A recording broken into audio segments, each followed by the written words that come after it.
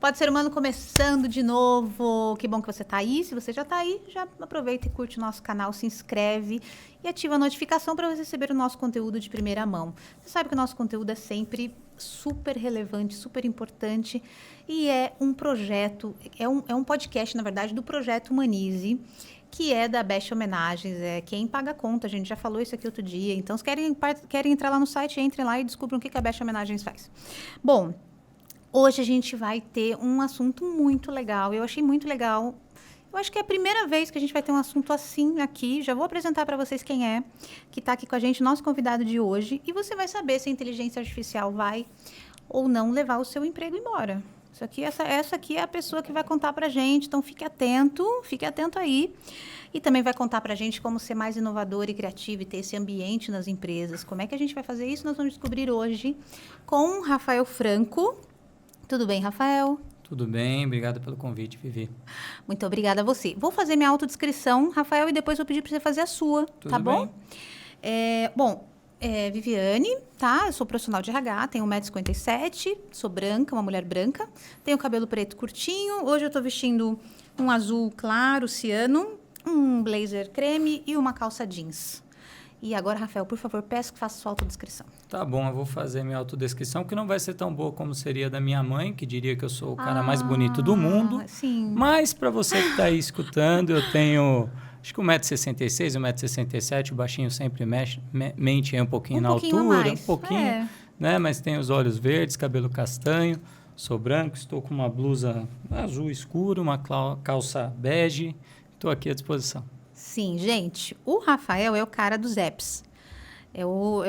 Gostei dele, o slogan, é o quê? É um bom slogan, né? É um bom slogan. Pagou pra isso? Você pagou ou você inventou? Não, na verdade eu tenho uma teoria que nossa vida é muito complexa e a gente precisa colocar as pessoas em caixinhas. Então eu tento facilitar a vida das pessoas para que elas já me colocam numa caixinha que comercialmente, empresarialmente é interessante. Me ajuda a fazer uma caixinha pra mim depois? A gente pode pensar nisso. Muito bem. Bom, gente, o Rafael, ele é cientista da computação, fez a graduação, fez pós-engenharia de software. Sim. Ele é o LinkedIn Creator, é o CEO da Alpha Code, especialista em produtos digitais, CRM, aplicativos e chatbot. Tem vários apps aí no mercado, né, Rafael? Famosinhos, inclusive. Tem alguns aí que o pessoal conhece. E você é host do Tech Day Podcast. Exatamente. E ele falou que o pessoal de TI não fala muito, então eu tenho um desafio aqui. Me fazer falar. Te fazer falar. Ou parar de falar. Talvez. Vamos ver. No final a gente faz uma avaliação. Vamos ver. Muito bom, Rafael. Muito obrigada por ter vindo, viu? A gente está bem contente. Obrigado, o prazer é meu. É importante sempre poder falar um pouquinho da área de tecnologia, que é uma área tão importante no nosso dia a dia, né? Hoje, praticamente responsável por tudo. E tem poucas pessoas que são porta-voz aí de tecnologia, justamente. Infelizmente, a minha área tem essa característica, os meus colegas de profissão normalmente não falam muito, mas vamos ver se a gente consegue trazer um pouquinho de informação sobre essa área tão importante. Tá bom, e para terminar o seu currículo aqui, você é pai de 2 garotas. Exatamente, da Isabela e da Luna. E agora, em breve, serei pai também de um menino, do Eric. Isso aí, esposo da... Suzana. Muito bem, muito bem. Então, agora temos o currículo completo de quem é Rafael. Completo. Mais ou menos, né? Essa parte final, na verdade, é a mais importante. A mais importante, Rafael? É a mais importante. Para mim, eu sou pai e depois qualquer outra coisa. A sua motivação de ser o cara dos apps, de fazer tudo isso, tem a ver... É só sobre como é? É basicamente para poder levar minhas filhas para a Disney com alguma constância. Olha só. Esse é o objetivo. Entendi. A gente tem que entender a motivação das pessoas, né? Exatamente isso. É isso aí. Bom, Rafael, a gente conversou aqui no início um pouco sobre inteligência artificial. E é um assunto que, lógico, eu não sei nada sobre. Então, você vai me contar tudo. Perfeito.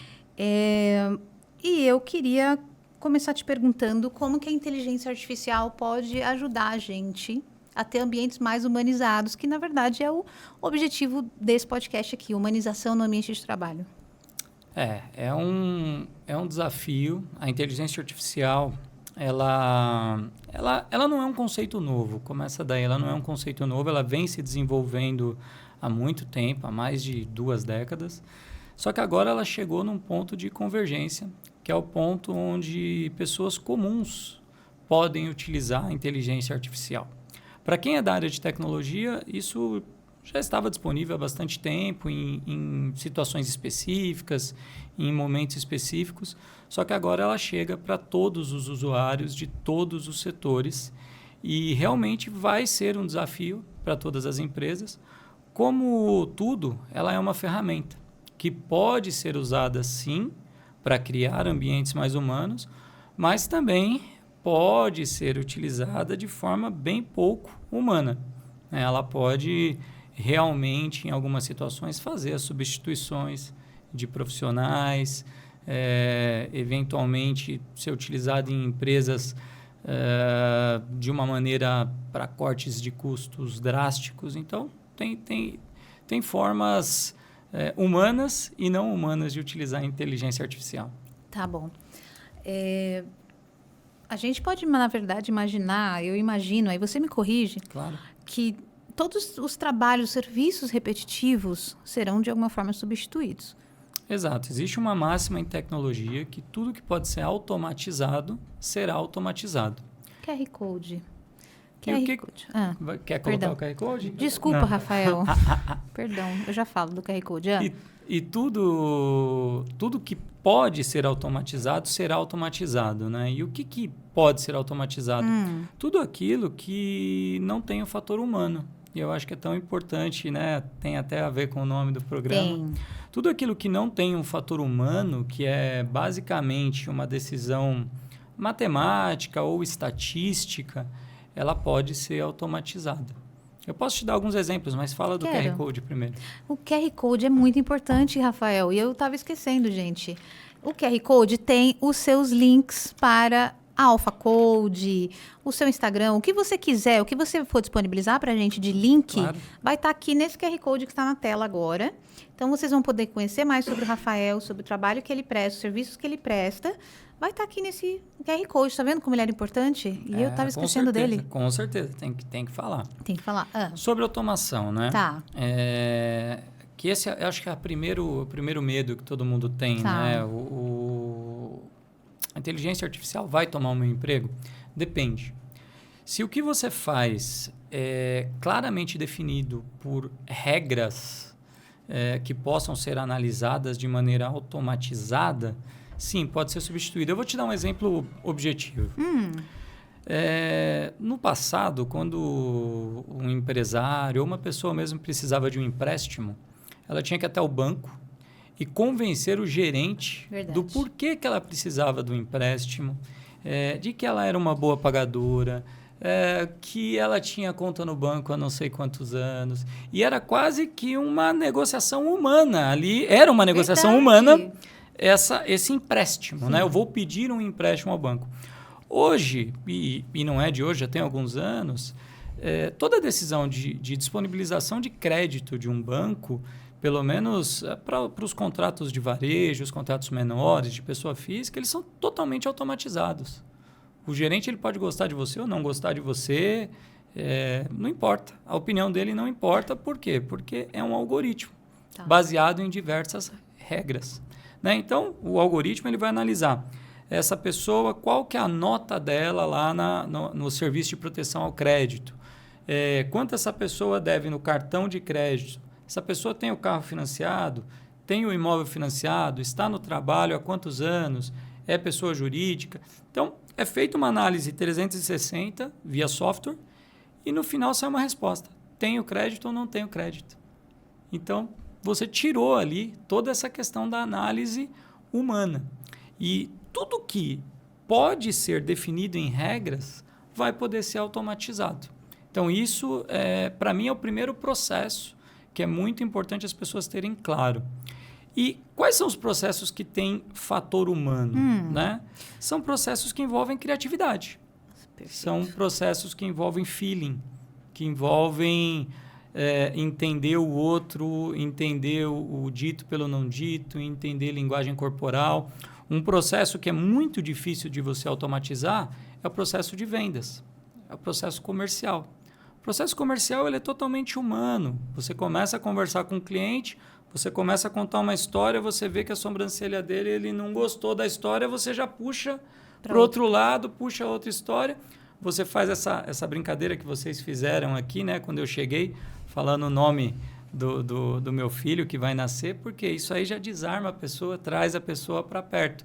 Isso aí é uma máquina, não tem como fazer. Ela não tem como ter esse feeling, ela não tem, pelo menos não agora. Talvez em 2300 ela possa, sim, chegar a esse nível de conhecimento. Mas num curto prazo isso não tem como acontecer. Então, tudo aquilo que tem o feeling humano, que tem sentimento, que tem emoção, isso a gente pode ficar tranquilo que a máquina vai demorar bastante para chegar. Eu não corro riscos aqui, então. Olha, vamos lá. Já existem alguns testes, por incrível que pareça. Eu vi um vídeo da ESPN fazendo testes para substituir narradores de esportes. Narradores de esportes, porque você pega esportes muito pouco emocionais, como é o caso do golfe. E o teste que eu fui foi exatamente que eu vi foi exatamente com golfe. Né? O narrador, ele basicamente descreve o que está acontecendo. Então, olha, é a sexta tacada, a tacada saiu com 130 quilômetros, ela está a 10 metros do buraco. Eles já estão testando narradores virtuais para substituir o narrador humano, porque ali ele não está, de maneira nenhuma, colocando um toque pessoal dele. Entendi, não Agora, dar opinião. quando você leva, por exemplo, para um narrador de futebol... Que é emoção pura. Emoção pura. Ele, no meio do jogo, ele vai contar uma história de que aquele time, nos anos 70, estava ganhando e tomou uma virada e tal. Isso não tem como você substituir. Sim. Então, existem profissões talvez impensáveis e que serão substituídas. Eu vou te dar um exemplo. Dá um spoiler. Já vai dando uns spoilers para o pessoal já ir preparando currículo, ir preparando formação. Olha, o narrador publicitário. A pessoa que ela faz simplesmente narração publicitária. Já existem ferramentas de inteligência artificial para narração publicitária. Nossa, não se paga mais locutor. Você faz a redação, você faz ali a redação, inclusive pontuando o emocional, onde você quer que tenha um pouco mais de emoção, e joga para dentro daquela ferramenta, ela do outro lado sai o áudio. E você pode modular uma voz perfeita. Você vai modular uma voz e você vai conseguir fazer isso. Mas é uma narração publicitária, ou seja, que vem de um roteiro. Agora, uma narração ao vivo, não tem como. Vai ser muito difícil. Então, existem profissões que a gente nunca imaginou que seriam atingidas pela tecnologia e que vão começar a ser. Direito é um exemplo. Eu posso dar um exemplo que eu executei hoje de manhã. Né? Hoje de manhã eu recebi um contrato, né, de um projeto que a gente está fazendo. O contrato não foi feito pelo meu jurídico. Eu peguei o contrato, joguei para dentro da ferramenta de inteligência artificial e falei para ela assim, sinalize para mim os pontos que eu deveria tomar cuidado nesse contrato. Ela lê o contrato inteirinho e traz para mim quais são os pontos de atenção. Ela traz os pontos de atenção, eu vou analisar, aí você tem o ser humano, eu vou analisar ali o ponto de atenção, e se tem algum ponto de atenção que eu considero mais crítico, eu posso virar para ela e falar, o que você me sugere para substituir? E aí ela vem e sugere uma substituição de cláusula. Então, é algo que o advogado que está assistindo deve estar querendo se matar, e não fica bravo comigo, é o uso. Não foi você que fez esse? Não fui eu que fiz, é o uso da tecnologia. E ali, eventualmente, você cortou o tempo de pegar esse contrato, mandar para o seu jurídico, esperar 2 dias para ter um feedback, para depois marcar uma reunião, e você resolveu em 30 segundos, em 3 minutos, em 10 minutos, você resolveu algo que poderia levar alguns dias. E tem um robô da IBM também, né, Rafael, que está sendo testado aí faz tempo. Então, né? Então, me conta, eu só sei por cima. Você sabe os babados deles, né? O Watson, né, da IBM, o Watson, né? ele mesmo. Eu vou te falar que eu estava na faculdade em 2004 e eu já ouvia falar do Watson, faz muitos a gente está em anos. 2023 e eu estou esperando para Cadê usar. ele? Então, por isso que eu digo que a revolução que está acontecendo no último ano, ela é maior do que aconteceu nos últimos 20. Olha... Porque o que a OpenAI, que é a dona do ChatGPT, porque existem milhares de coisas de inteligência artificial e existe o ChatGPT. O ChatGPT está em outro patamar. Entendi. Está em outro patamar. Ele é o que existe de mais avançado. Mas o Google está correndo atrás também. Correndo atrás. Desesperado, literalmente atrás e desesperado, porque pela primeira vez, assim, em muitos anos, o Google pode virar a nova Kodak. O Google ele pode perder completamente a sua relevância. Eu vou dizer para você, eu como um profissional de tecnologia, desde novembro, que é quando eu comecei a usar o ChatGPT, eu praticamente não uso o Google. Sério? O Google não tem função. Então, você vai me ajudar também a usar o ChatGPT? Ajudo. Então, como é... Você falou para mim uma quebrança de paradigma, porque o Google é aquilo. A gente entrava naqueles outros sites antigamente, naquele KD, naquele Bing, né? Yahoo, e a gente digitava o quê? Alta Google. Vista, Para ir para o exatamente. Google, para fazer as pesquisas no Google, né? Exato. Então, a gente fazia isso. Então, agora você está me dizendo que ele... Opa... O Alerta ChatGPT, total. O ChatGPT, ele tem uma função um pouco diferente de um buscador. Ele serve muito como um assistente pessoal. Tá. Eu uso, por exemplo, o ChatGPT no plano pago, né, o plano premium. Tá. Que você pode criar várias conversas e essas conversas, elas vão... E aí que eu acho que é a parte mais sensacional dessa ferramenta. Ele vai acumulando contexto. Então, eu vou dar um exemplo. Eu abri uma conversa com o ChatGPT e falei para ele, olha, eu gostaria que você fosse meu assistente de marketing. Mas antes, deixa eu te explicar algumas coisas. E aí eu comecei a explicar para ele quando a minha empresa foi fundada, o que a gente faz, Nossa. quem são os nossos clientes de referência, quem são os nossos concorrentes, qual que é o diferencial do nosso produto, por que a gente faz o produto da forma que faz. Eu dei todo um contexto para ele conhecer a minha empresa, e aí eu começo a pedir coisas para ele, e hoje ele já chegou num nível, aconteceu isso hoje, de eu virar para ele e falar assim, um cliente entrou no WhatsApp e perguntou como funciona. Ele pegou e escreveu um texto muito, assim, de 4, 5 parágrafos, explicando perfeitamente, melhor do que eu, Não acredito. o que a minha empresa faz de forma objetiva. Aí eu viro e pergunto para ele, falo, olha, teve um cliente que rejeitou a proposta comercial. Aí ele já me dá uma resposta falando, legal, envie essa resposta. E na resposta já está lá. Fulano, eu entendo que a proposta nesse momento possa não fazer sentido, mas nós estamos à disposição para o serviço X, Y, Z. Espero que no futuro a gente volte a conversar e tal. E ele faz toda uma resposta melhor do que eu faria. Em milésimos de segundo. Em milésimos de segundo. E ele passa cada dia mais a entender mais sobre o negócio. Então vai construindo uma relação. Ela vai ficando mais inteligente. Ele vai aprendendo. Vai ficando mais inteligente. E esse que é o salto de produtividade.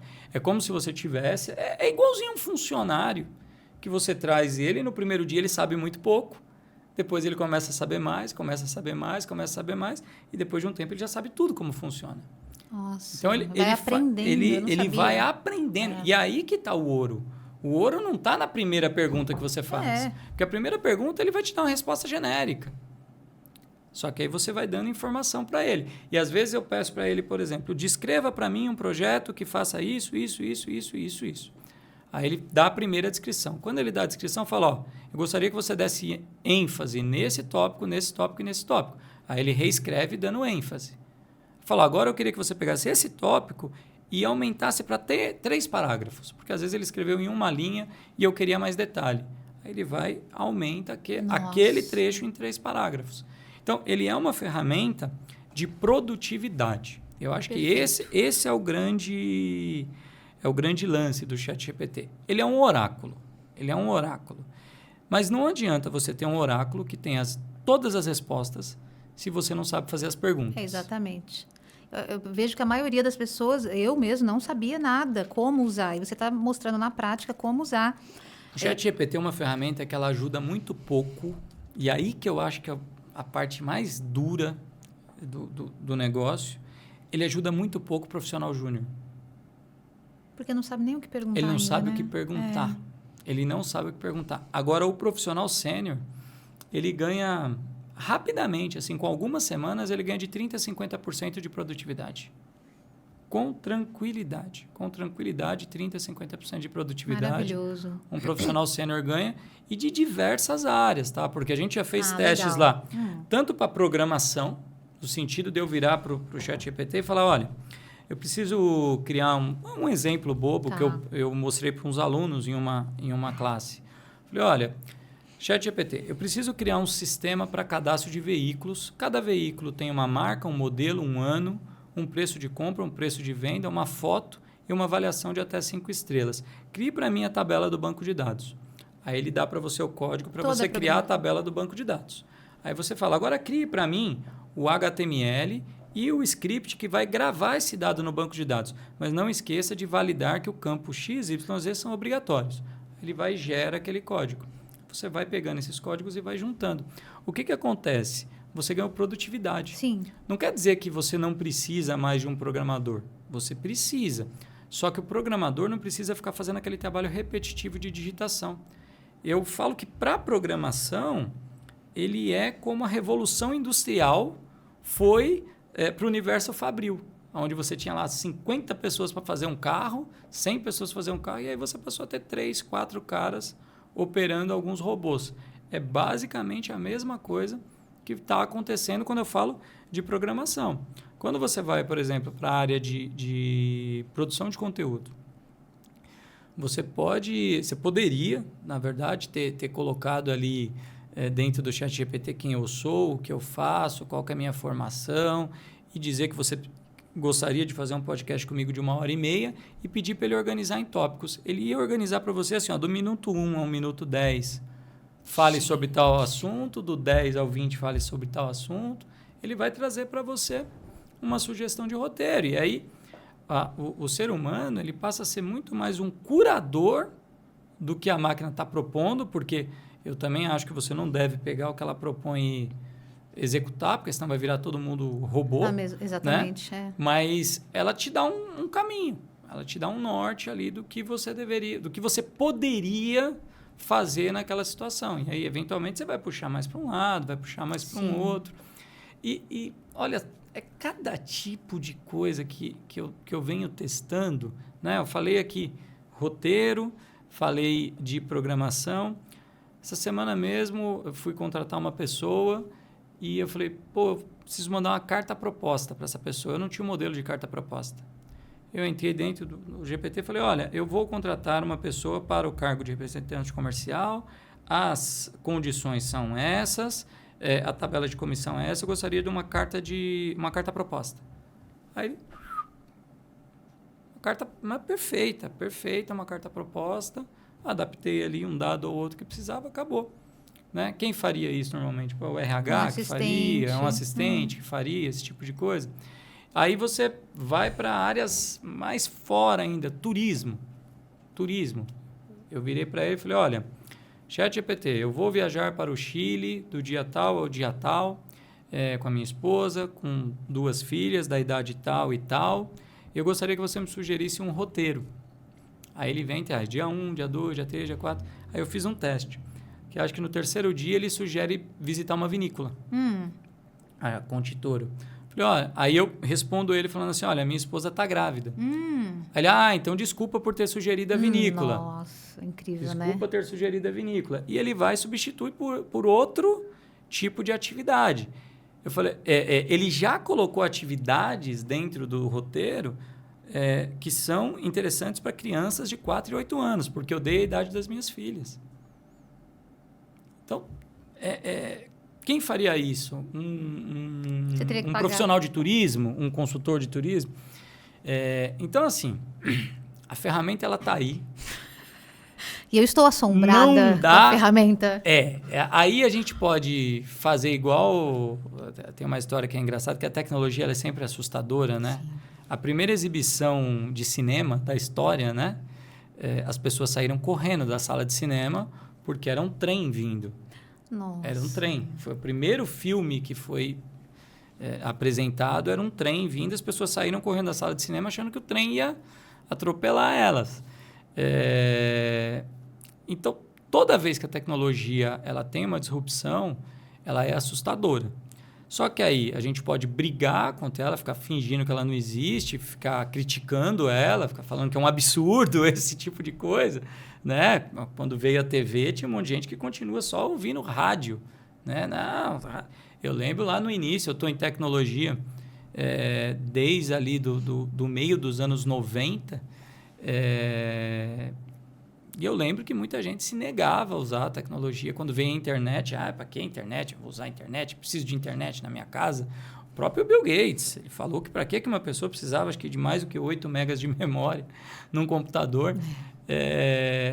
A gente pode rejeitar ou a gente pode entender e tirar proveito. Tirar proveito. Porque não adianta, o gênio não vai voltar para dentro da garrafa. E é exatamente essa a frase. O gênio não vai voltar para dentro da garrafa. É mais ou menos quando lá atrás, a gente fala do mercado da música, criaram lá o MP3, né? Os arquivos de música, de áudio, e as gravadoras espernearam e falaram que aquilo era um absurdo, que era crime, prenderam dono de site. Hoje em dia a gente escuta a música como? Streaming. Alguém vai comprar um álbum, alguém vai comprar um disco, alguém... Morreu. Pode demorar mais ou demorar menos, morreu. Sim. A história do Spotify, né? Tem disponível, não sei se você viu. Tem. A história no do Netflix, Spotify. Morreu. Foi uma briga homérica, as gravadoras, a Sony não queria, disse que não tinha como. Tem gente que fica bravo comigo, uma frase que eu vou falar. A TV aberta, ela morreu, só esqueceram de avisar. Ela morreu. Ela morreu, só esqueceram de avisar. A TV aberta hoje Gente... Quem assiste TV aberta? Você entendeu? E assim, não adianta você ficar lutando contra. Você pode entender e tentar sair na frente. É isso aí. Eu acho que esse é o nosso objetivo nessa conversa, Rafael. É exatamente isso. Quando você foi me contando, né, tudo que o ChatGPT você já conseguiu fazer... São usos reais. Usos reais, no seu dia a dia. São usos reais. Tudo que você foi me contando, eu fui imaginando aqui, nossa, então ele já não precisa de mais uma assistente, ele não precisa contratar um guia turístico, ele não precisa... O RH, talvez, ele possa... Perguntas que eu devo fazer numa entrevista. Claro, vai faltar ali algumas competências que só aquela pessoa já está treinada para fazer. Mas eu fico olhando essas pessoas e pensando qual é a alternativa para tanta gente, porque é uma massa muito grande, Rafael. Sim. Eu achei um evento há uns 3 anos atrás na Startse, um evento da Startse, e eles falavam que assim, que a turma de TI, né, você vai poder me confirmar isso, já tem conversado muito aí, as grandes empresas, de criar um fundo, como se fosse um fundo emergencial global, porque vai ter uma massa que não vai ter para onde ir. Não vai ter o que fazer. Eu, particularmente, eu acredito que... E eu não gosto de falar de política, mas existe uma política no Brasil que começou lá atrás, que começou como Bolsa Família, depois virou Auxílio Brasil e agora acho que voltou a ser Bolsa Família. E boa parte da sociedade sempre olhou com maus olhos para essa iniciativa como uma esmola, é um absurdo o governo dar dinheiro para pessoas. Eu já escutei muita gente falando isso. E, por incrível que pareça, é capaz do Brasil estar na vanguarda. Porque esse vai ser um problema de todas as sociedades. Todas as sociedades elas vão precisar criar modelos de uma renda básica sem trabalho. Sem trabalho.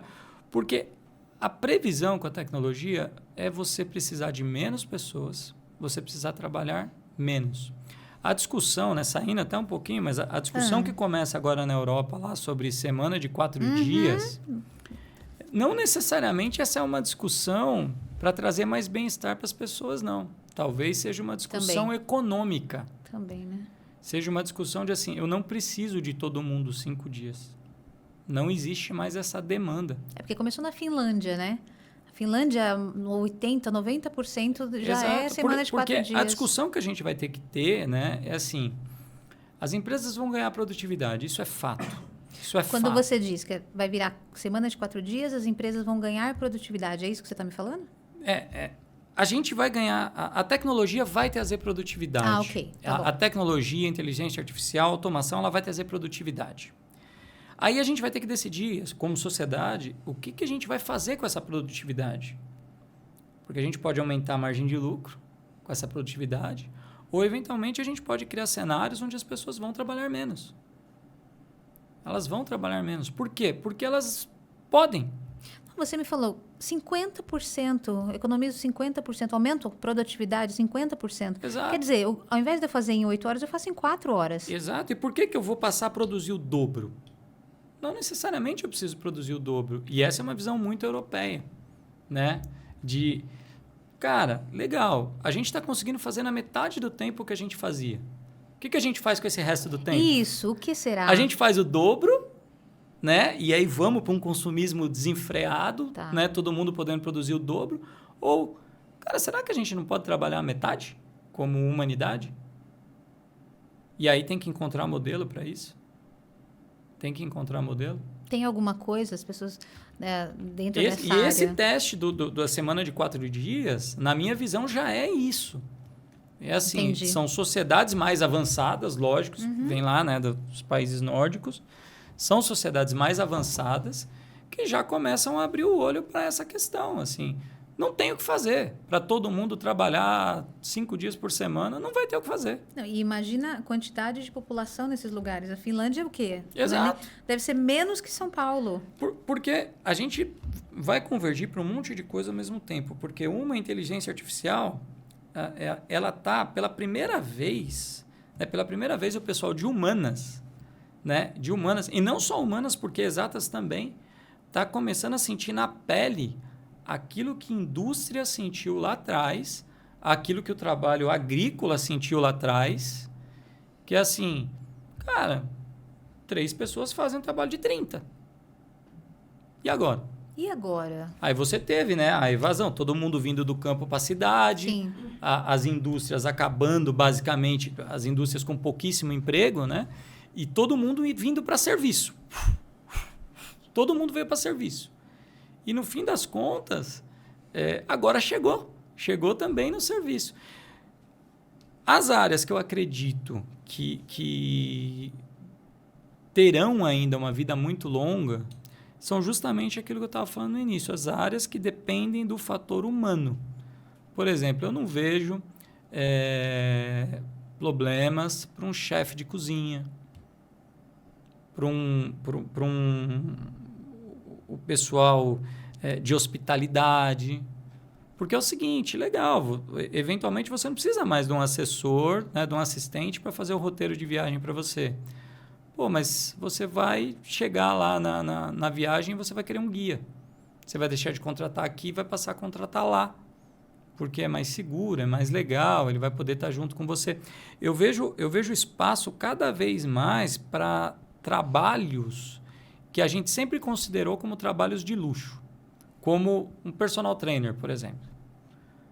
Você pode... O ChatGPT, ele me dá uma planilha de treinos. Ele me diz o que eu deveria treinar na academia, tanto se eu quiser cuidar da saúde, como se eu quiser ficar forte, como se eu quiser ficar magro. Ele me dá esse plano.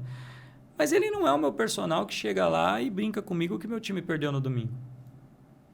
Então, isso ele não tem como substituir. Sim.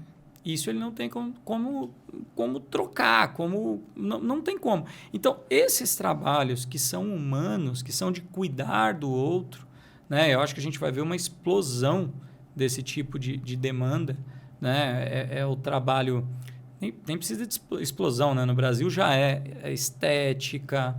Poxa, a mulher ela vai consumir estética. É o trabalho do psicólogo. Pô, quando eu digo na minha juventude, 20 e poucos anos, não tinha nenhum amigo que fosse no psicólogo, que fosse no analista, pelo contrário, existia até um preconceito de falar, isso aí tem um parafuso a menos. Sim. Isso aí, pô, o cara está indo no psicólogo, era sempre o problemático. Hoje a coisa mais comum na minha empresa a grande maioria são jovens e é muito comum. Cadê o fulano? Não, fulano hoje tem análise. Fulano tem análise, fulano tem... Normal, igual ir no cabeleireiro, igual ir no dentista e tal, é ir no psicólogo. Então, eu acredito que esse tipo de profissão não pode ser substituída, não tem como ser substituída, e são as profissões que mais vão ganhar mercado. Porque as pessoas vão ter cada vez mais tempo disponível e vão passar a olhar para dentro, né? Talvez áreas que sempre, é aquilo que eu disse, sempre foram consideradas luxo, como, poxa, eu quero aprender música, eu quero aprender sobre música, eu quero aprender a tocar um instrumento. Eu nem vou falar de idioma, porque idioma a gente vai cair num outro problema também. Porque não, agora vai ter que falar. Agora idioma, eu fiquei curiosa. E você que está aí também, não é isso? Idioma, eu vou te dizer uma coisa. Eu tenho lá 2 filhas, vai nascer a terceira, e eu não sei se faz sentido elas gastarem tempo aprendendo idioma. Isso dá um corte, Brasil. Como assim, Rafael? Porque assim, vou te contar um segredo. Eu já fiz todos os tipos de curso de inglês do planeta. Eu gosto de inglês. Somos 2. Ai, Rafael. Estudo espanhol, estudo francês também. Só que eu não sei se vai fazer sentido, porque as ferramentas de tradução simultânea, elas estão avançando numa velocidade avassaladora. Isso me dá um pouco de esperança, sabe, Rafael? Porque, olha, é uma luta, né? Assim, uma luta. E depois de mais velho, é mais difícil ainda de aprender.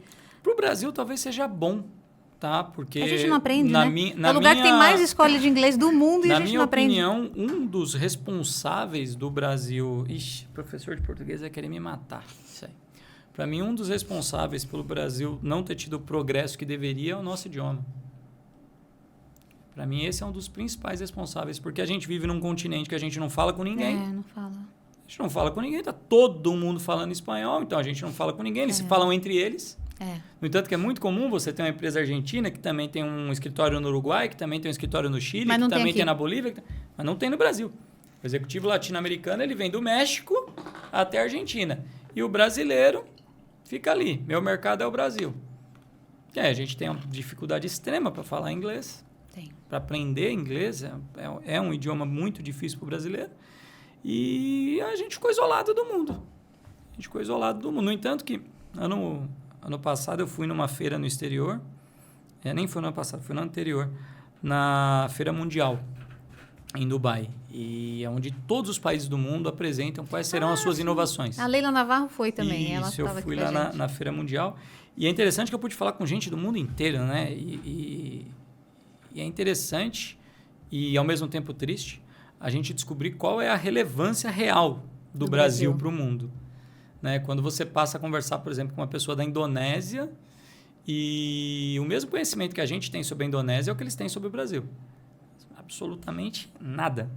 Nada. Todos eles falavam para mim, você fala espanhol, né? Não, é português. Acho que Buenos Aires é a capital, né? Português? Pessoal? Era assim, por que português? Português não é de Portugal? E eles ainda fazem desse tamanho, não é de Portugal? É de Portugal, mas também é do Brasil e tal. Então, você percebe o quanto, eventualmente, o idioma ele dificultou e dificulta a nossa evolução, o nosso avanço. E a tecnologia, ela pode nos colocar em pé de igualdade. Porque não demora muito de você entrar, por exemplo, numa conferência, não vou nem falar nome de plataforma, mas é alguma plataforma de conferência, e ter uma pessoa lá falando em chinês, a outra está falando em inglês, a outra está falando em espanhol, e você vai setar ali qual que é o seu idioma, o que a pessoa fala daquele lado já sai para você no seu idioma. Uma legenda. Não, legenda não, áudio. Legenda já tem. Legenda já tem, Legenda claro. já tem, áudio. Dublagem. Dublagem. E estão testando alguns fones auriculares. Você está numa palestra, você ouve a palestra chega para você em inglês, já sai no seu ouvido em português. Então, isso está próximo, vai sair. Por isso que eu digo, quando eu tenho uma filha lá com 4 anos, eventualmente ela vai precisar desse inglês daqui uns 10, 12. Talvez quando ela chegar lá já está resolvido. Talvez o problema já não exista mais. Então, é mais uma profissão que pode vir a ser afetada. E a gente tem milhares aí de professores de idiomas, né, que eventualmente vão ser afetados também. Mas a gente, como eu estava falando, né, o lugar que tem mais escola de inglês no mundo, se eu não me engano, é no Brasil. E o percentual de aprendizagem deve ser 1% da população, e olha lá. Então, tem alguma coisa errada. Não sei. Eu fico tentando procurar, sabe, aonde que... Não é possível que ainda não tenha uma estratégia, uma técnica, um chat GPT para me responder. Como é que eu aprendo esse inglês mais rápido? De verdade. Não aprende. Não. Dá para tocar aquela musiquinha? Não aprende, do não Titanic? aprende, não aprende. É complicado. Em inglês, o brasileiro ele é um profissional excelente, de maneira geral. No entanto que, dentro da área de tecnologia, quando profissionais brasileiros eles conseguem destravar o inglês e vão para fora do Brasil, é muito comum o brasileiro deslanchar dentro das corporações, porque o brasileiro ele é flexível, ele trabalha com o que tem. Às vezes a empresa não tem a estrutura que deveria ter. O brasileiro ele se vira, ele trabalha com o que tem, ele é muito comprometido.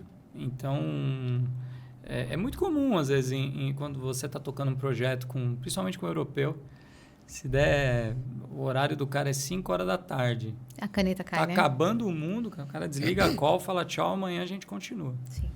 E brasileiro não é assim. Brasileiro a sexta-feira mesmo, eu estava com acho que 10 pessoas, todos profissionais de alto nível, sêniors, numa call, e a gente ficou até às 10 horas da noite para resolver um problema que afetava um usuário.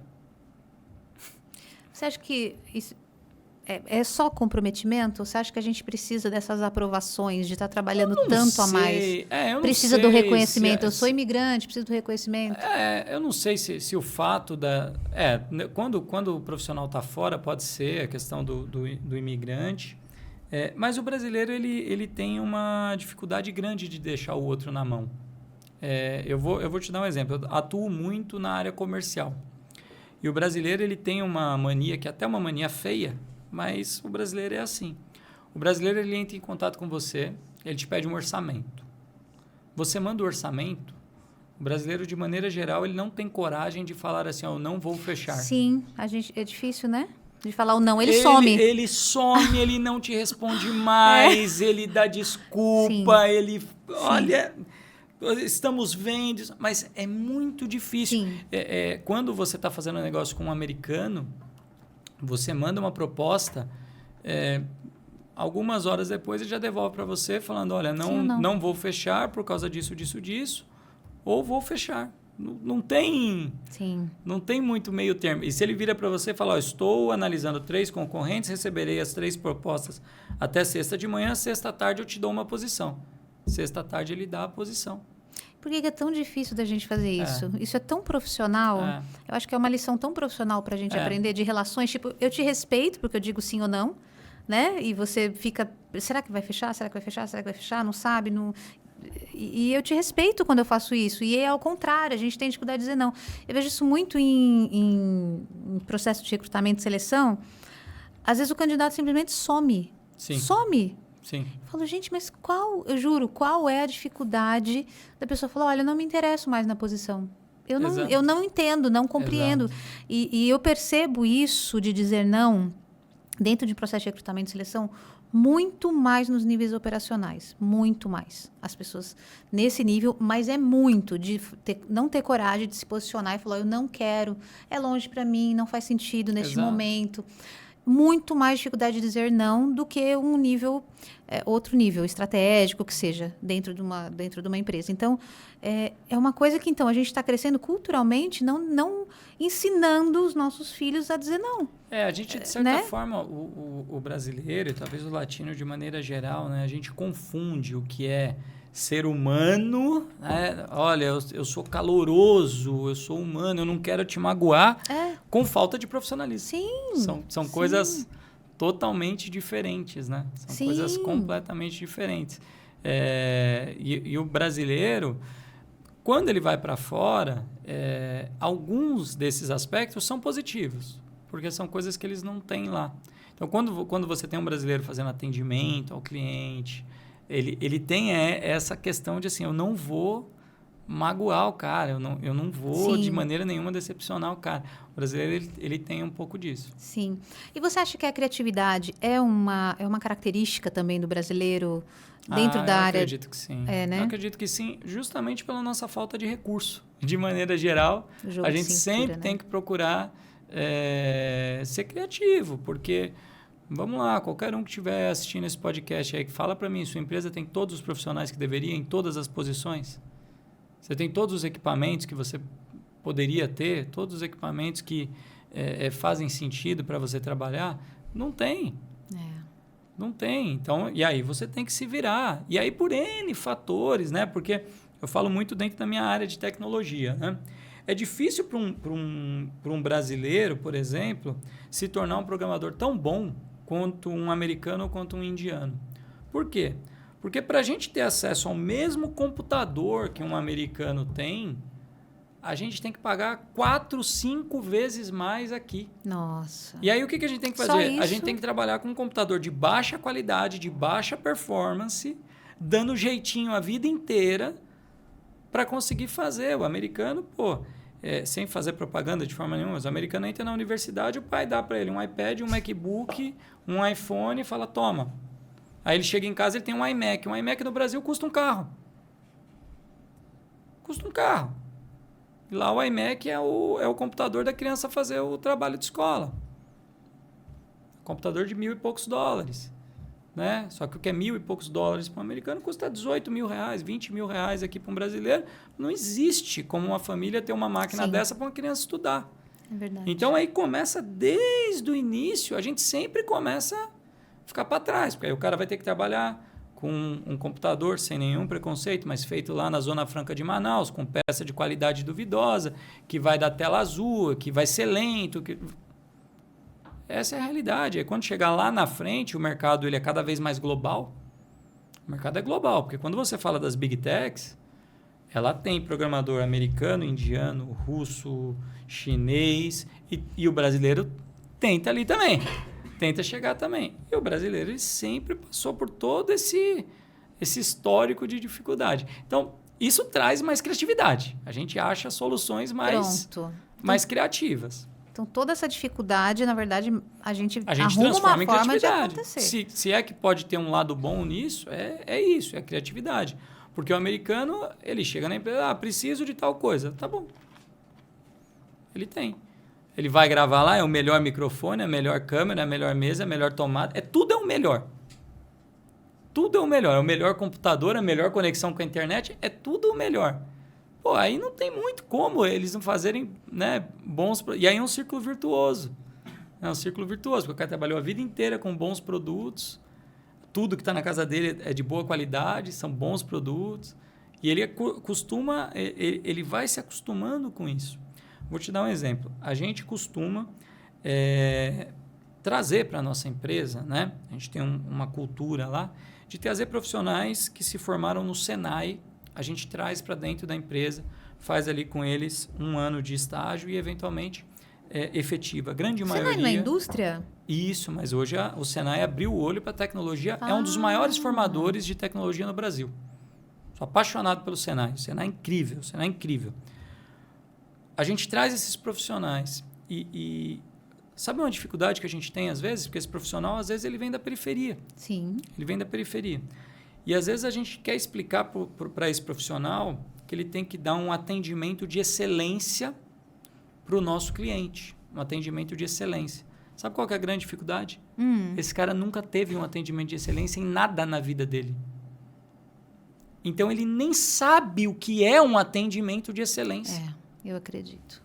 Esse cara nunca foi num bom restaurante, nunca se hospedou num bom hotel. Nunca foi servido, nunca parou o carro num valet. Ele não sabe o que é ser bem servido. Como ele vai servir bem? Sim. Porque ele apanhou a vida inteira. Ele foi mal servido na escola, ele é mal servido no transporte, aí ele vai num supermercado porque aí ele tem que ir no preço mais baixo, aí ele é mal servido no supermercado, ele pega um produto de baixa qualidade, ele é mal servido, ele é maltratado a vida inteira. Como é que esse cara vai chegar e vai dar um serviço de alta qualidade? E mesmo assim, o brasileiro, e aqui em São Paulo, a gente é extremamente bem servido. Extremamente bem servido. Sem dúvida. Esse menino daqui que não sabe o que é essa excelência, o que é servir, não se compara com o menino do interior do Ceará. É outro menino. Lá é pior. É muito, acaba com sendo certeza. Pior. Então, esse é um grande desafio. É um grande desafio. Porque você tem que ficar sempre puxando e explicar o básico. É isso que eu ia te perguntar. Quais são as suas estratégias para trazer essas pessoas. E aí a gente tem isso o tempo inteiro dentro das empresas que realmente querem fazer inclusão, como você está falando, trazer gente, né, de todos os tipos, de todas as formações, de todos os lugares, né? E o Senai é um lugar incrível para isso. Quais são as estratégias que vocês utilizam? Bom, isso começa desde a fundação da empresa, tá? Quando a gente fundou, quando eu fundei a empresa, eu tinha como base da estratégia da empresa trabalhar sempre com novos profissionais. Eu queria trazer novas pessoas para a área. Isso impactou todas as decisões que a gente tomou na empresa, né? Eu não quero falar termo técnico, mas existe uma coisa em programação que se chama framework, que é o seu método de trabalho, o seu método de codificar. A gente não usou nenhum framework de mercado. Eu criei um framework próprio que chama Simple PHP, que é a linguagem que a gente usa, e o Simple é o quê? Simples. Eu peguei tudo aquilo que era complexo e eu tentei tirar da frente do iniciante. Então, eu criei uma forma dele entrar olhando para o código de maneira extremamente simples. A gente criou um framework que ela opera em português. Nossa. Por quê? Raridade. Porque as pessoas têm uma dificuldade enorme de aprender inglês. Então, eu falei, para que eu vou dobrar a dificuldade? Sim. Eu vou aumentar a dificuldade. Ou mais, Rafael, exigir que esses iniciantes tenham inglês. Tenham inglês. Então, o meu framework de trabalho é em português. A gente tenta fazer tudo o que é possível em português. E assim, mas eu sou contra termo em inglês? De maneira nenhuma.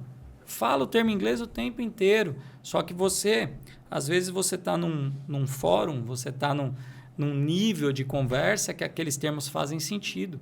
Quando você está falando com um monte de iniciante, aquilo não faz sentido. Então, até você fazer essa transição, você precisa ter uma estratégia. Então, isso sempre fez parte da estratégia. O segundo pilar foi a gente se aproximar realmente do Senai. A gente é tão próximo do Senai que eu recebi até uma placa deles de homenagem numa formatura, porque a gente sentou com eles para discutir a grade do curso, como a gente podia ajudar, quais tecnologias fariam sentido. E todos os semestres, ou eu, ou meu sócio, ou algum executivo, vai no Senai fazer parte da banca de TCC. A gente vai acompanhar os TCCs dos alunos, e os alunos sabem durante o curso inteiro que quando eles chegarem no último ano, eles podem ter uma oportunidade com a gente. E a gente tem uma estratégia de trazer esses profissionais e criar uma carreira. Hoje eu tenho tech leads, que são coordenadores dentro da minha empresa, que vieram lá do Senai e estão há mais de 6 anos comigo. Nossa. Começaram lá... Novinhos. Estágio. E hoje atendem grandes contas, grandes projetos. E isso, para a gente, é um baita orgulho. Então, isso sempre fez parte da estratégia da empresa. Como tudo, tem seus pontos positivos, tem seus pontos negativos. Uma dificuldade, em várias vezes, é justamente essa. Como você... traz essas pessoas para esse universo. E a pandemia dificultou mais ainda. Existe até uma piada no meio de tecnologia, que é o seguinte: você quer descobrir quem é o júnior na sala? É o cara que está com a câmera desligada. É sempre ele. Porque ninguém parou nenhum momento para explicar para ele que abrir a câmera é um sinal de respeito a quem está do outro lado, que boa parte da comunicação é não verbal, que você tem que entender como a pessoa está reagindo às suas expressões. Às vezes você precisa desenhar o que você está falando. Então é importante essa abertura da câmera. Não é uma invasão de privacidade, é um profissionalismo. Sim. Então, tudo isso dentro do mercado de tecnologia, que sempre foi difícil, ficou mais difícil ainda com a pandemia. Com essas pessoas...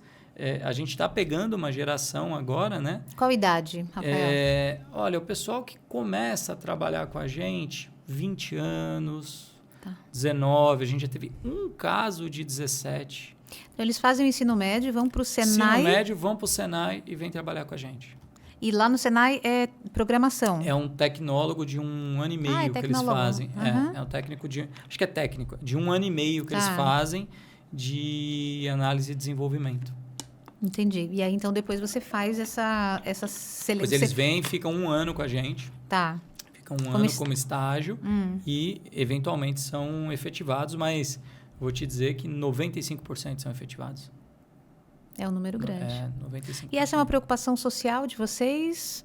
Ou social, ou é estratégica? sim. Isso foi uma preocupação minha, porque eu não gosto de contar história triste, tá? Não, mas pode contar. eu fiz escola pública Tá a vida toda, fiz escola pública, fui bolsista na graduação, então nunca paguei. A primeira vez que eu passei a pagar educação, por incrível que pareça, foi quando eu fui matricular minha filha. Primeira vez na vida que eu paguei educação. Então eu vim, né, de escola pública, de periferia e tal, e a tecnologia mudou minha vida. Mudou muito a minha vida. Para mim isso fazia sentido desde o início. Desde o início. Como é que eu trago mais pessoas que vieram desse mesmo background que o meu, que tem essa mesma dificuldade, como é que eu trago elas para um universo que eu sei que traz resultado para elas? Que é a tecnologia. A tecnologia, ela muda totalmente a vida. Eventualmente, o cara que ia ser, e sem nenhum demérito, mas ia ser cobrador, ia ser borracheiro, esse cara ele vai para a programação, ele vai trabalhar com tecnologia, ele vai ter um padrão de vida acima da média da sociedade. Que bom.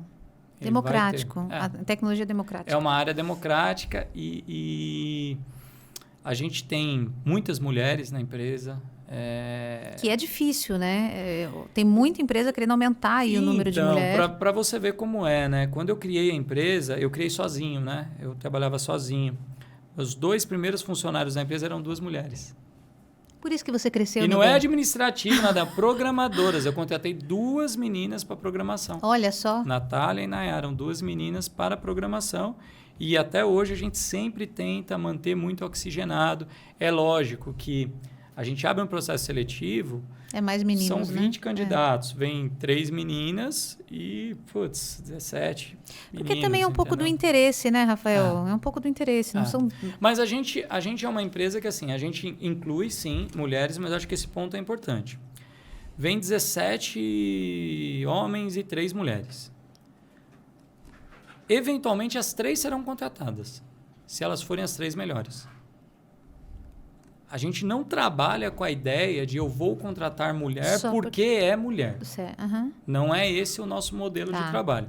A gente faz um processo seletivo e, independente de gênero, de cor, de raça, de religião, não importa, os melhores serão contratados. Então, é colocada ali a avaliação técnica, o time tem critérios objetivos de pontuação em cada critério técnico e no final você tem aqueles melhores pontuados. E os melhores pontuados serão contratados.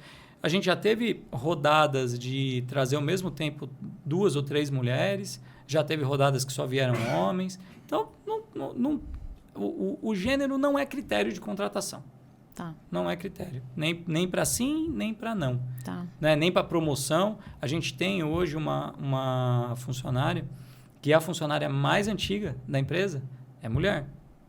E é líder em cargo técnico. Não é administrativo, não é nada disso, não. Ela é a responsável hoje por um dos apps mais baixados do Brasil, mais de 20 milhões de downloads, e é ela que segura no peito. É mulher e tem um monte de homem que responde para ela. Ótimo, gosto dessas hierarquias assim, viu? Porque são raras, viu? Principalmente no TI, na área de TI. E não tinha como não ser, tá? Porque eu fundei a empresa, isso é interessante, eu fundei a empresa por um motivo muito objetivo. Eu era executivo de TI numa empresa e eu trabalhava na Vila Olímpia, que em São Paulo morava em Alphaville. Como executivo eu chegava cedo e saía tarde. Final de 2014, 21 de dezembro, nasceu minha primeira filha, a Isabela. Quando a Isabela nasceu, eu fiquei uns 10 dias em casa, voltei para o escritório. Quando eu voltei para o escritório em janeiro, começou a acontecer uma coisa que me incomodou demais. Eu saía de manhã, ela estava no berço dormindo. Eu voltava à noite, ela estava no berço dormindo. Porque o executivo saía 8 horas da noite do escritório, muito trânsito e tal. Aconteceu isso 1 dia, 2 dias, 3 dias. Terceira vez que aconteceu, eu falei para minha esposa, vou jogar minha carreira fora, pedindo demissão. Porque eu tinha aquela vaga que todo mundo gosta. Putz, vaga marcada na garagem, MBA pago pela empresa, inglês pago, academia. Olha, estou saindo, vou empreender. E comecei a empreender no quarto de brincar dela. Eu fiquei com ela em casa até os 8 meses ali. Aí quando ela começou a fazer muito barulho, aí minha esposa me chutou também. Falou, Você vai montar um escritório, que foi o que você me prometeu. E aí eu fui montar o escritório. Então, sendo pai de menina, né, e apaixonado pelas minhas meninas, não teria como eu ter qualquer tipo de preconceito, qualquer tipo de limitação nesse sentido. E eu acho que os perfis eles se complementam. Tá? Sem dúvida. Como eu já trabalhei com centenas de pessoas, existem características que se repetem. Não é preconceito de maneira nenhuma e nem pré-definir. Mas existem características que se repetem. Normalmente, quando a gente tem mulheres na equipe, as mulheres são mais caprichosas, cuidam mais da qualidade do produto. Do detalhe. Do detalhe. Agora, quando você precisa armar um time para ir para a guerra, e o que é a guerra? É você, às vezes, trabalhar um final de semana 40 horas seguidas, porque você tem um prazo muito curto para entregar e é muito mais braçal, muito mais nervo de aço do que qualidade, é muito mais energia, os homens eles desempenham melhor. Então, a nossa, pelo menos na nossa história, tá? Não é uma definição, na nossa história, eles têm desempenhado melhor. Então, qual que é a nossa visão? É ter um time que traga toda essa nuance. Você tem que ter pessoas com cada característica, porque em cada momento elas vão atuar melhor. Você tem gente que se comunica mais, você tem gente que se comunica menos, e tudo bem. E tudo bem, porque aí é engraçado isso, mas o profissional que às vezes ele se comunica menos dentro da empresa é o cara que, quando vai para a questão técnica de alta complexidade, é o cara que vai resolver. É o cara que resolve. Só que eu também preciso do cara que se comunica muito, porque ele precisa se comunicar com o cliente. Então, no fim das contas, o segredo é ter um time muito misto, muito variado, muito diverso. É isso, aqui que a gente fala o tempo todo, né? Exato. Muito diverso e, assim, o que eu sinto, né, Rafael, acho que é importante a gente fechar isso. Primeiro, que eu acho que é importante especificar que foi dentro da sua experiência, isso, né? Isso, dentro da minha na experiência, empresa. da história da empresa. Isso, sim. Porque o que acontece é que eu ouço, né, muito das mulheres, assim, que a gente já conversou com bastante aqui. Mas na verdade ele nem pergunta se eu posso ir, porque ele fala, o chefe, né? Uhum. Essa semana ainda eu tive uma discussão não, com uma conversa, né, com algumas mulheres numa reunião, e ela fala, poxa, tal pessoa falou que eu não posso ir para a obra, era um projeto de engenharia, eu não posso ir para a obra porque eu tenho filho. Mas ele não perguntou se eu posso ir para a obra. Ele não perguntou. Ele já partiu da premissa. Porque eu sou mulher, eu sou mãe, eu não posso ir. Ah. Então, eu acho que Mas eu vou te falar que tem um aspecto que é interessante. E uma das minhas primeiras funcionárias... rolava até uma polêmica na empresa, né? Que o pessoal falava, ela é a queridinha. É a queridinha, tal, a queridinha. E caramba, cara, ela não faz 1 minuto de hora extra. Era essa a discussão. Todo mundo fica aqui até 10 horas da noite, todo mundo fica aqui. E ela dá o horário dela, ela vai embora. E uma vez numa reunião eu virei pro cara e falei, sabe por que ela vai embora? Porque ela termina tudo que ela tem pra fazer, cara. Ui... É por isso que ela vai embora. Você chega aqui 10 horas da manhã e você tem que falar se o Corinthians perdeu, se o Palmeiras ganhou, se não sei o quê. Aí você vai almoçar. Quando você volta do almoço, você fica mais 30 minutos dando aquela sentada. Você vai trabalhar 4 horas da tarde. Quando você senta para trabalhar, ela tá levantando para ir embora. Então não compara o seu ritmo, porque né? Porque 10 para as 8 da manhã ela tá sentada na mesa produzindo. Porque eu acho que é essa que é a grande diferença. Sim. Porque você sentar e olhar para a tela não quer dizer nada. Sim. E isso é uma coisa que é um tabu aqui, né, no Brasil. A gente, porque tal e tal fica até mais. Isso não significa nada, né, Rafael? Produtividade isso é uma coisa, Vivi, que para a gente, tanto para mim quanto para o meu sócio, foi uma questão de valores nossos desde o início da empresa.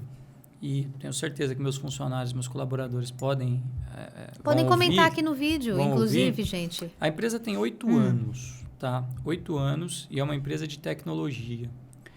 Nesses 8 anos, você faz a conta aí, dá mais ou menos, conta de padaria, mais de 400 finais de semana. Se a empresa trabalhou no sábado 5 ou 6 vezes, foi muito. Não existe. Urgência, emergência. Não, é assim, é alguma emergência, alguma coisa muito, muito, muito, muito rara, a gente foi trabalhar num final de semana. É lógico que no final de semana um cliente está passando por um problema, está pegando fogo, Claro. a gente tem que atendê-lo. Claro. Mas aí cada um está na sua casa, cada Sim. um puxa ali o notebook e rapidamente resolve um problema. Agora, você se programar para usar o sábado, não. Porque isso é um valor que eu tenho. Se um cliente ou um prospect, alguém que está interessado em comprar, liga para mim e fala, Rafael, eu queria fazer um aplicativo. Tem como a gente se reunir no sábado de manhã? Eu falo, não. Não tem, não. Sábado de manhã eu estou reunido com as minhas filhas. Então, eu não vou me reunir com você. Agora, se você quiser, a gente pode se reunir na segunda-feira, inclusive 6 horas da manhã, se você quiser. Não tem problema nenhum. Na segunda, na terça, na quarta, na quinta, na sexta. No sábado, não. Aprendeu a dizer não, né? Exatamente. E se eu levo isso para minha vida, eu quero que meus colaboradores levem também. Também. Então, eu sempre falo para eles, não é para considerar sábado. Eu não quero ver ninguém aqui no sábado. Não é para vir trabalhar. Sábado não é dia. Não, é para você descansar, cara. Com certeza. É o dia para você descansar. Então, eu acho que tem muito isso. Tem uma geração de profissionais, eu peguei muito esse pessoal ali na Berrini, que tinham essa cultura de vai brilhar aquele cara que 10 horas da noite está no escritório. Que veste a camisa, né? Isso não é vestir a camisa. Vestir a camisa, na verdade, é estar trabalhando às 8h30. Não, é a produtividade que você combinou com o teu gestor. É o que você combinou, assim, você tem ali o seu horário. Cara, senta, trabalha, porque não tem jeito. A gente vive num mundo hoje de eterna distração. Você tem distração por todos os lados, todos os lados. Eu lembro que assim, no início, ali 2000 e pouco, o que as empresas faziam? Elas iam lá na rede e bloqueavam, na época, né? O MSN, o UOL, o ICQ. Falavam assim, vamos bloquear porque os funcionários não podem ficar acessando. Todos os meus funcionários podem comentar também. Minha empresa tem 8 anos, a gente nunca bloqueou. Absolutamente nada, não tem nada bloqueado. Não tem absolutamente nada bloqueado. E em todos esses anos que eu trabalho na empresa, eu nunca peguei um atestado de ninguém. Eu nunca peguei um atestado para olhar. Quando o funcionário ele entra na minha sala e fala, Rafael, ontem eu fiquei doente, não pude vir, eu falo, você já está melhor? Dá para trabalhar? Dá. Não, estou com atestado. Eu falo, não precisa do atestado. Não precisa do atestado. Por quê? Se aquele atestado eventualmente for falso, ele estiver me enrolando, aquilo não é ruim para mim. É ruim para ele. Sem dúvida. É a energia dele. Ele que achou que... Eu não vou olhar, ver se aquilo é falso, se é ligar. Cara, você resolveu o seu problema? O problema está resolvido, agora dá para trabalhar? Vai lá, faz seu trabalho. Como que é a rotatividade na sua empresa? Porque nas áreas de TI, a gente tem visto 1 ano e meio, mais ou menos, de média de permanência nas empresas, nas grandes. No Google, no Uber. Como que é na sua? Pode contar? Ela é baixa. A gente é great place to work, tá? Congrats. A gente foca bem nisso. A nossa rotatividade é baixa, porém, existe parte da rotatividade na nossa empresa que ela faz parte do jogo. Ela faz parte do negócio. Por quê? Eu contrato um profissional em que, em diversas situações, é primeiro emprego. É primeiro emprego. Então, é natural que ele queira ter outras oportunidades, conhecer o mercado, conhecer outras empresas.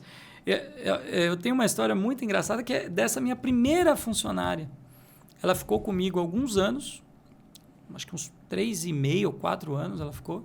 E quando ela veio pedir para sair da empresa, ela me trouxe um argumento que eu não tinha como bater. Ela virou para mim e falou, olha, eu quero sair porque eu fui fazer entrevista e o prédio da outra empresa é lindo. Gente, gostou do prédio. É lindo. E ela ia trabalhar lá na Berrini. E era um prédio lindo, realmente, era muito bonito. E o prédio que a gente está hoje é bonito. Na época não era tão bonito. E eu vou falar o quê? Eu vou falar, olha, você tem 19 anos, cara, você tem mais é que ir mesmo. Vai curtir os barzinhos da Vila Olímpia, vai fazer... Sabe? Vai, você tem que ir. Você entendeu? Então, a gente entende que tem uma parte do nosso pessoal que vai sair. É normal. Até porque isso também é uma outra realidade no mundo corporativo, E as pessoas, às vezes, parecem não enxergar. Não dá para todo mundo brilhar. Não dá para todo mundo virar... É uma pirâmide, né? É uma pirâmide, infelizmente é uma pirâmide. Vai subindo. Então não tem como você entrou lá 20 pessoas, aí você vai promover os 20. Não tem como. Sim. Serão menos pessoas. Em cada Sim. nível hierárquico vai ter menos pessoas.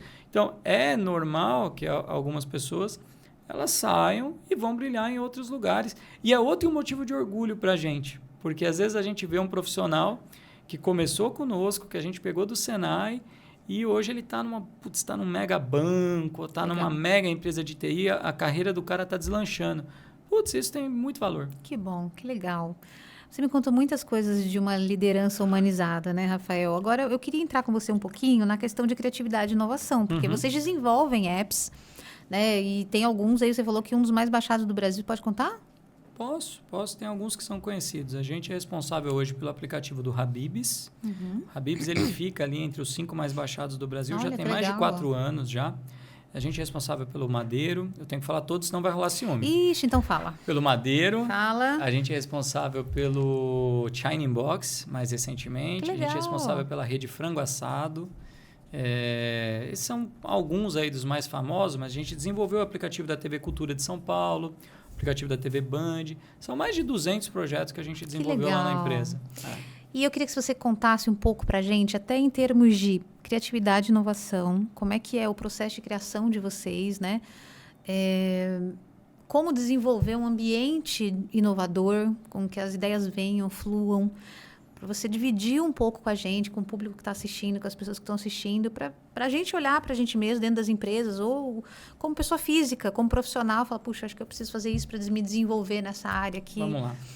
Em tecnologia, eu tenho um conceito que ele é bem meu, que é o seguinte. Eu gosto de trabalhar com inovação realista. Inovação realista. O que é isso? Na área de tecnologia é muito comum existirem hypes. O que são hypes? São novas tecnologias que elas vêm e parece que aquilo ali é a melhor coisa do universo e que vai substituir tudo e vai mudar tudo, tal. Não é o caso da inteligência artificial. Ela não é uma hype. Ela é uma inovação real. Veio para ficar. Mas tem uma hype que aconteceu há 1 ano e meio atrás, 2 anos atrás, que foi o metaverso. Sim, morreu. Aonde está? Né? Onde foi enterrado? Então, eu sempre trabalhei com tecnologia a vida toda e eu sempre tentei olhar para uma tecnologia nova, olhar para aquilo e falar, tem como ganhar dinheiro com isso, gerando valor para pessoas? Porque não quer dizer que porque algo tem como ganhar dinheiro, você deveria fazer. É uma questão ética até. E em tecnologia, acontece muita gente que quando surge uma nova tecnologia, ela ganha dinheiro com aquilo, independente do valor que gera. Aconteceu isso, por exemplo, com o tal do NFT. Vocês devem ter ouvido falar do NFT. Um monte de gente ganhou dinheiro, montou agência de NFT.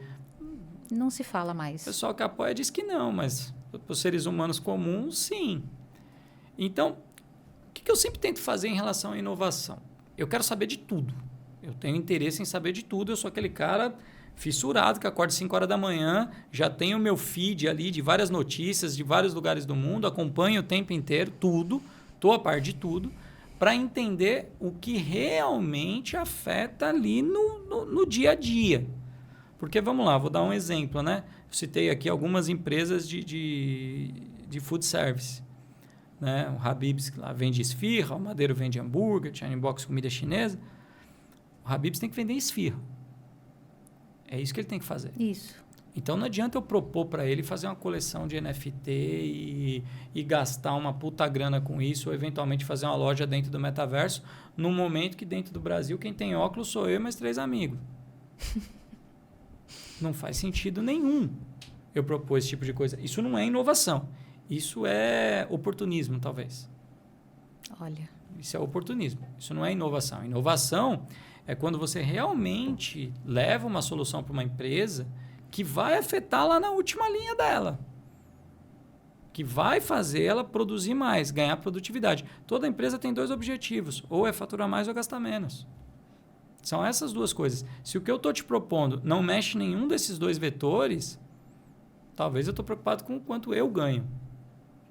E é isso que acontece muito em tecnologia. Então, eu sempre levo para a minha equipe que a gente tem que ter uma inovação que faça sentido.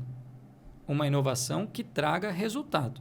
Por exemplo, sempre falei para todos os meus programadores, você pode me propor a tecnologia que você quiser. Tecnologia que você quiser. Eu só vou te fazer uma pergunta. Ela faz a gente economizar quanto? Ah, não faz. Leva o mesmo tempo do que a tecnologia que a gente usava. Ou, eventualmente, leva mais tempo. Para que eu vou trocar? Ah, porque está na moda. Ah, porque... Não, moda não enche barriga. E aí, isso é muito interessante porque é mais uma característica do brasileiro. O empreendedor brasileiro, de certa forma, ele é assim, ele é muito realista. Lá nos Estados Unidos, na Europa, como eles têm dinheiro sobrando, eles fazem qualquer coisa. Fazem qualquer coisa. Falam, vamos pôr um drone aqui para levar a comida na casa do cliente. Opa, vou fazer drone, cara, mas aí vai chegar lá, o drone não volta. Eu mando o drone não volta. Dependendo do lugar. Você entendeu? Então, não vou fazer, não faz sentido. Então, a inovação, e isso no Brasil mesmo, a inovação no Brasil ela é comedida, porque ela sempre tem que pagar a conta no final. E quem não paga a conta não sobrevive. Não sobrevive. A gente teve uma série de sites, eu não vou citar nenhum, mas teve uma série de sites no Brasil, que eu acompanho aí nos últimos 20 anos, que são as chamadas startups, né? Que eram inovações que não se preocupavam em pagar a conta. Não se preocupa em pagar a conta. E por isso esse monte de layoff? Exatamente, por isso um monte de layoff. O layoff, na verdade, ele tem vários motivos, tá? Um deles foi a pandemia, né? A pandemia, ela colocou... Um deles, talvez, o principal. A pandemia, ela colocou o nível de uso de tecnologia num nível que nunca antes tinha sido visto, né? Todo mundo passou a fazer tudo por tecnologia, tudo, e todas as empresas de todos os segmentos viraram para a tecnologia e falaram, e agora? O que eu faço? Desde a universidade, que passou a vida inteira investindo em prédios. Nossa. Né? Tem uma aqui em São Paulo, que é onde eu estudei, que fazia isso. A cada 2 anos ela lançava um prédio novo. Ela investia em construção civil. E nunca parou para investir numa plataforma de EAD. Nossa. Aí, do dia para a noite, pandemia. Eu aqui, Universidade da Barra Funda, estou concorrendo com a Universidade do Rio, do Amapá, do Rio Grande do Sul e com Stanford. E com Harvard. Eu estou concorrendo com todo mundo agora no mesmo nível. E aí, todo mundo virou para a tecnologia e falou, cara, a tecnologia me ajuda. Isso valeu para o Food Service, que foi onde eu consegui fazer bastante projeto. O e-commerce já vinha bem, já vinha organizado, mas em alguns segmentos ele praticamente não existia. Né? O e-commerce, e até hoje a coisa ainda não vai muito bem. E-commerce de material de construção, e-commerce, material escolar, tal, não era algo muito comum. Todo mundo virou para a tecnologia. O que as empresas de tecnologia e as de não tecnologia, que têm departamentos de tecnologia, fizeram? Contrata todo mundo. Contrata quem está passando na porta. Junto com isso, teve muita disponibilidade de dinheiro no mercado, taxa de juros muito baixa. Então, todos os investidores querendo investir em algo que fosse dar retorno. Choveu dinheiro nas startups. E aí virou uma guerra. Eu tive um momento na empresa que foi difícil, porque eu nunca entrei em distorção. Eu não entro em distorção. Um profissional, ele é efetivado, ele passa ali o primeiro ano, ele recebe um plano de carreira de 5 anos. Quais serão os aumentos dele nos próximos 5 anos? Aí o cara tem uma previsão de ter um aumento daqui 4 anos. Ele vem agora pedir o salário que seria para daqui 4 anos porque uma startup doida resolveu pagar. Eu falo, pode ir para a startup. Fica à vontade. É uma distorção, vai para a startup. Você vai chegar nesse salário aqui. Mas quando você subir esse degrauzinho, você vai chegar nesse salário. Antes disso, não vai. E, infelizmente, tem até histórias tristes. Eu tive 3 profissionais, que foram no mesmo mês para a mesma startup. Uma startup que ela estava distorcendo o mercado. O que aconteceu? 60 dias, mais ou menos depois, ou 70 dias, os 3 foram demitidos por Google Meet, por call. Os 3 demitidos por Uma Google prática Meet. insustentável, né, Rafael? Sustentável. E o que essas empresas fizeram? Muitas delas. Elas não tinham escritório ou entregaram escritórios. E aí, elas criaram uma ficção no mercado que foi o seguinte. O cara tinha um gasto lá de 500 mil por mês com o escritório. Aí ele foi, entregou o escritório. Aí ele pegou aquele dinheiro e ele jogou para essa galera aqui como benefício, como salário. Então, ele inflou os salários para entrar nessa briga. Ele saiu inflando o salário. Então, é brincadeira, mas na pandemia eu tive estagiário recebendo proposta com salário de sênior. Estagiário. O cara tinha 6 meses de mercado, só que ele tinha participado de um projeto nosso famoso. Ele pôs no LinkedIn, o recrutador veio, pagou salário de sênior por um estagiário. E aí, ou você mantém a calma e fala, eu não vou entrar nessa loucura, ou você entra. Um monte de empresa entrou, porque precisava contratar de qualquer jeito, precisava preencher vaga, os fundos de investimento viravam e falavam assim, qual que é o tamanho da sua área de TI? Ah, eu tenho 5. Não, você tem que ter 30. E aí, as startups saíam contratando a torta e a direita. E aquele negócio, remoto, sem nem ver a cara do candidato. Eu tenho história de gente que foi contratada sem abrir a câmera. Nossa. Pô, você nem sabe quem você está contratando. E aí virou uma loucura, porque começou a ter profissional que trabalhava para 2 ou 3 empresas ao mesmo tempo. Sim.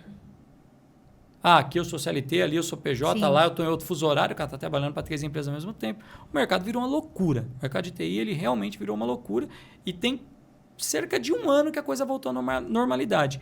E os layoffs nada mais foram do que uma correção. Eles foram uma correção dessa loucura. Primeiro, porque, como a pandemia acabou, graças a Deus, a demanda voltou ao seu nível normal, as pessoas voltaram a falar assim, realmente, eu vou no shopping comprar uma roupa. Eu não vou comprar no e-commerce, eu vou no shopping. Ah, eu vou no cinema. Ah, eu vou fazer não sei o quê. As pessoas voltaram, o dinheiro voltou a competir, né? No entanto que na pandemia houve uma explosão de cursos online. Explosão, teve gente que ficou milionário vendendo curso online na pandemia. E essas mesmas pessoas hoje estão com dificuldades porque não conseguem mais atingir os números que atingiam na pandemia. Por quê? Porque a gente estava numa distorção, a gente estava num cenário de distopia social, que não existe aquilo. O mundo não é aquilo. E muita gente pautou o seu negócio naquele mundo. Quem vinha do mundo normal olhou para aquilo e falou, não, que foi o que eu fiz. Na verdade, a pandemia, enquanto estava todo mundo contratando, foi um dos períodos que a gente menos contratou. A gente menos contratou. Porque, calma aí, deixa eu ver o que está acontecendo. Eu não vou entrar em distorção. Porque eu sempre tive essa certeza, essa fé que isso ia acabar e o mercado ia voltar ao normal. Como voltou ao normal? O mercado ele já se normalizou. Né? Verdade. E os layoffs, eles foram isso e junta a questão dos juros. Né?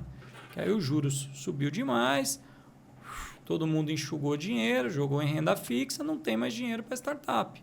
Né? Tem alguns amigos que eu conheço que têm startups que não conseguem levantar mais dinheiro.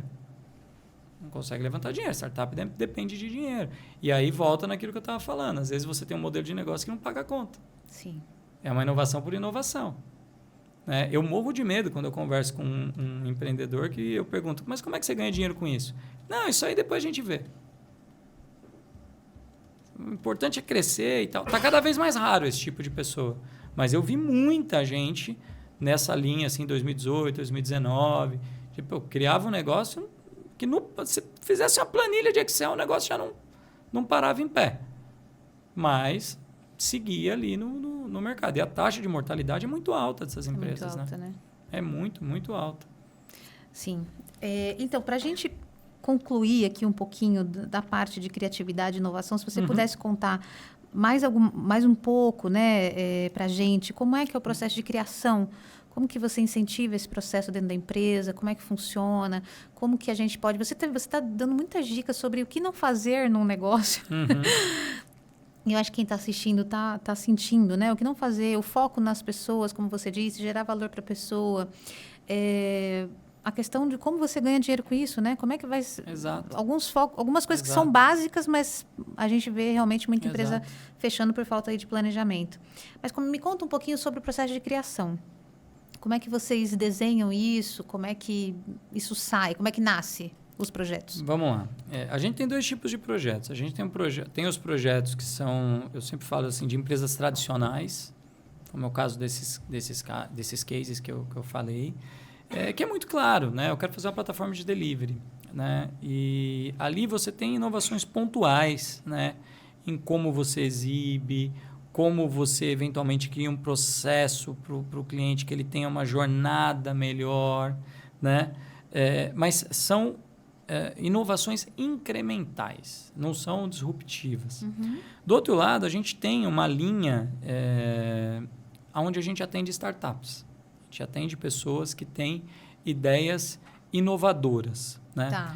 Eu tive uma ideia, eu quero fazer um aplicativo, te chamo. Isso, nosso slogan sempre foi, né? Tire a sua ideia do papel. Nós tiramos a sua ideia do papel.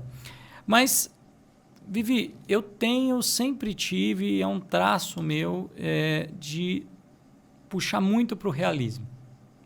Muito para o realismo. Porque o papel de sonhar, o papel de imaginar, ele é do empreendedor. O empreendedor, ele sonha. Eu torno realidade. Então, se eu chegar lá com uma maluquice, você fala para mim isso é maluquice? Muito provavelmente, eu brinco que só compra de mim quem está com muita vontade de comprar. Porque eu falo tudo que vai dar errado. Eu falo tudo que vai dar errado. Por quê? Porque eu quero ter a minha consciência tranquila. Se eventualmente lá na frente der errado, não fui eu que te vendi falsas expectativas. Porque as pessoas elas olham para a tecnologia às vezes como algo místico. Olha, eu vou criar um aplicativo... Eu vou ficar milionário. Eu vou criar um aplicativo para pessoas que têm gatos e que querem encontrar um outro gato para cruzar. E eu vou pôr isso na App Store e eu vou ficar rico. Mas como é que você vai ganhar dinheiro? Não, eu vou vender patrocínio para a marca de comida de gato. Mas você conhece alguém? Alguma vez você já vendeu uma cota de patrocínio? Você sabe como funciona uma cota de patrocínio? Você sabe quanto custa para trazer um usuário para dentro do seu aplicativo? Não. E às vezes as pessoas não querem escutar. Eu já tive vários casos de pessoas que não queriam escutar. Tudo bem, eu vou te falar. Se você não quiser escutar, só que eu tenho a consciência tranquila, em 8 anos de empresa, mais de 300 projetos feitos, de nenhum empreendedor virar para mim e falar assim, mas você falou que ia dar certo. Porque eu prefiro ser o cara realista, não é pessimista, é realista. Você precisa olhar para os seus números. Eu vou dar um exemplo de números. Às vezes a pessoa ela imagina, quando ela vai criar uma startup de tecnologia, que o maior custo dela está em tecnologia. Então, vamos no exemplo aí da startup dos gatos. Dos gatos. Imagina que você cotou com qualquer empresa, pode ser a minha ou qualquer outra, para criar o aplicativo, a plataforma, colocar ali no ar e tal, e você chegou no orçamento de R$200 mil. Pô, R$200 mil? Não, R$200 mil eu consigo. Aí o cara faz a conta que ele vai levantar com o tio, que ele vendeu um terreno, que ele tem uma casa, não sei o que. Ele vai dar um jeito de levantar os R$200 mil. Legal. Só que esse é o menor gasto. Esse é o menor gasto. Por quê? Marketing, né? Porque, exatamente, esse seu produto ele só tem valor para a fábrica de ração quando você tiver ali dentro 50 mil usuários. 50 mil usuários.